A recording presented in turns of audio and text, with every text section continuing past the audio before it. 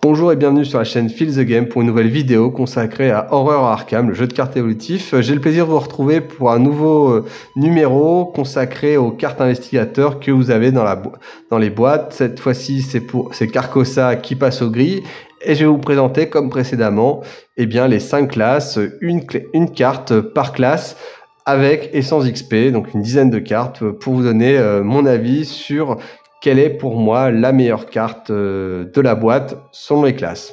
Donc on commence tout de suite par laissez-moi régler ça. Alors en préambule, je tiens à vous dire que quand j'ai regardé ce qu'il y avait comme carte gardien, c'est pas très satisfaisant en termes de niveau 0 en tout cas. Donc là j'ai pris celle qui me semblait la moins mauvaise plutôt que la meilleure, pour une fois n'est pas coutume, mais en fait elle permet d'aider un autre investigateur. Donc vous voyez déjà il faut être au moins 2 pour la jouer, mais elle vous permettra de traiter à sa place sa carte rencontre et donc avec un bonus assez significatif pour résoudre les effets révélation. Bon, elle n'est pas exceptionnelle, je la joue très peu, surtout qu'il y a d'autres cartes plus tard qui vont venir qui seront plus intéressantes, mais c'était difficile de faire un choix parmi toutes ces entre guillemets mauvaises cartes gardiens. Donc en carte niveau 0, n'espérez pas à grand chose dans Carcosa pour les gardiens.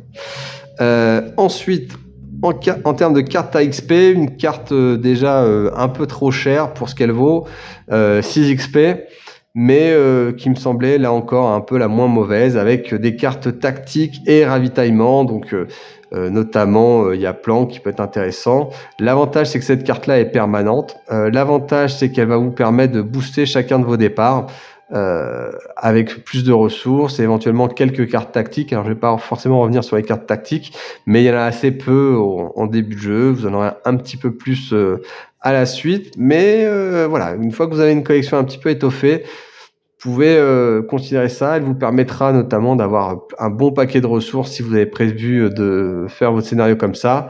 Vous voyez, avec ce prépare au pire que j'avais présenté dans Dunwich, ça peut faire des choses assez intéressantes pour démarrer la partie. Moi, personnellement, je l'ajoute très peu ou jamais quasiment, mais c'est ce qui semblait être la moins mauvaise. On passe aux chercheurs, avec déjà un peu plus de choix. Je trouve que, et une carte que j'aime beaucoup et que je mets quasiment dans tous mes decks, c'est Travail de terrain. Très intéressant parce que après vous êtes déplacé sur un lieu, si ce lieu a au moins un indice sur lui, ce qui est le cas dans 90% des cas, eh bien le prochain test que vous avez effectué à votre phase aura un +2. Donc c'est pas nécessairement une enquête, ça peut être d'autres choses que vous allez faire. Donc c'est vraiment une carte très puissante. C'est mieux qu'elle arrive en début de jeu. Ça peut vous changer un peu la partie quand vous la tirez en début de jeu. En fin de jeu, bon, il n'y aura pas grand chose à faire, mais vous serez déjà à la fin de la partie. Donc, en tout cas, une carte très puissante pour moi. Travail de terrain. Très bonne carte.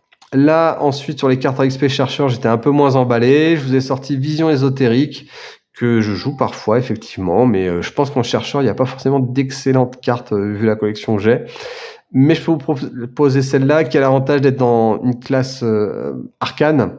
Donc qui vous prendra pas de place concrètement, vous avez, mais qui vous permettra peut-être de diminuer la valeur occulte. Alors c'est surtout intéressant si vous jouez au moins à 2, voire 3, et vous allez pouvoir tous siphonner le lieu grâce à un -2 jusqu'à la fin du tour. Vous voyez, donc c'est énorme. Donc si vous avez un lieu avec beaucoup d'indices, et ben vous allez pouvoir vous faire vraiment très plaisir, notamment face à Humordot par exemple.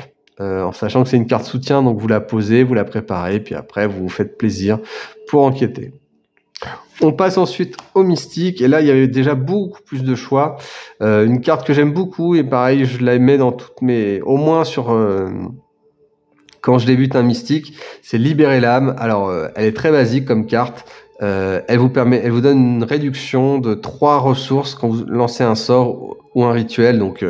tout ce qui est donc les flétrissements, les rituels de recherche, vous avez un -3 et ça fait beaucoup de bien d'avoir cette carte dans sa collection parce que on court après les ressources quand on est mystique pour poser ses cartes et donc ça va vous soulager beaucoup. En plus, elle a 2 icônes de volonté, ce qui peut toujours être utile dans certaines circonstances. Si vous avez un test à faire et que vous êtes, même si vous avez une bonne volonté, eh bien vous pensez qu'il est absolument nécessaire de réussir ce test.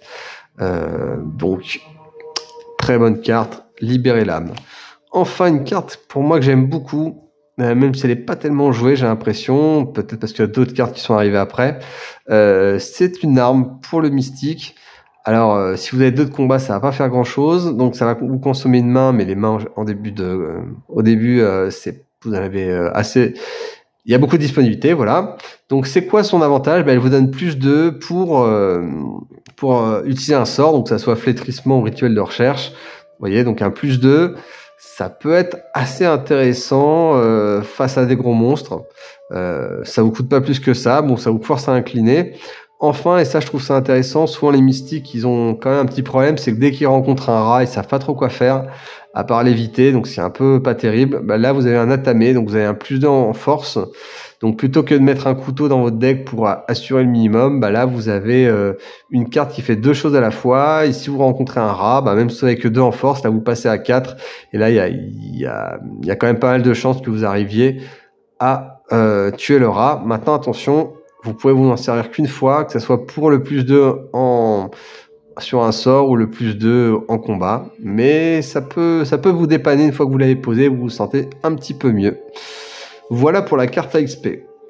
Pareil, en survivant, il y avait pas mal de bonnes choses. Moi, j'ai mis Précieux Souvenir parce que ça prend un pendentif peut-être, mais c'est surtout une carte qui va enfin vous amortir l'horreur. Alors, vous avez Peter Sylvestre souvent, donc c'est peut-être pas forcément la carte que vous allez souvent prendre, mais elle peut vous servir dans d'autres collections, dans d'autres decks, pour d'autres personnages. Donc, le Précieux Souvenir, l'avantage, c'est qu'en plus, vous pouvez le récupérer avec la carte récupération. Donc, c'est pas mal. Ça coûte 0 à poser, ça vous protège l'horreur, donc c'est pas inintéressant. Enfin là, j'étais un peu plus embarrassé pour trouver une bonne carte survivant XP. Je vous ai pris le journal. Ça dépend. C'est une carte qui est plus ou moins puissante, très puissante par exemple si vous jouez les masques de minuit. Parce que si vous n'avez pas d'indice sur vous, vous avez plus 2 en intelligence et en plus vous avez la possibilité peut-être de gagner 2 indices. Donc récupérer 2 indices quand vous êtes survivant d'un coup, ça peut être assez puissant. Et puis même si vous ratez, regardez ce que j'ai trouvé. Donc c'est plutôt intéressant. Et en plus, elle a 2 icônes d'intelligence qui peuvent servir pour certaines choses. 2 XP, c'est quand même pas mal, mais elle ne coûte qu'une ou 2 ressources. Et bon, l'utilisation sera un petit peu, voilà, dépendra des circonstances. Si vous la tirez à la fin, elle ne vous servira pas forcément à grand chose. Mais pour moi, c'est une carte plutôt correcte et plutôt à mettre. Sur les truands, là, il y a pas mal de choix là aussi, surtout sur les cartes de base. Donc, une campagne Carcosa qui est très intéressante. Enfin, une boîte investigateur qui est très intéressante. J'ai pris Kuba, qui est pas une carte ultime, qui est pas une carte surpuissante, mais que je mets souvent en un exemplaire dans mon deck. Qu'est-ce qu'elle fait concrètement? Eh bien, elle permet d'ajouter mon agité à ma force pour faire une attaque. Donc, ça vous assure en général un point de dégâts à un ennemi, donc ça peut être intéressant, y compris s'il est très fort. Mais surtout, si vous réussissez avec une différence de 2 ou plus, vous échappez automatiquement à l'ennemi. Donc ça peut être bien de l'incliner. En plus, vous lui collez un point de dégâts, donc c'est un petit soutien sympa. Après, les icônes de force et d'agité sont un peu plus anecdotiques. Ça sera pas. Mais voilà, Kuba qui sort au bon moment, ça peut être pas mal pour se dépêtrer d'une situation ou achever un adversaire.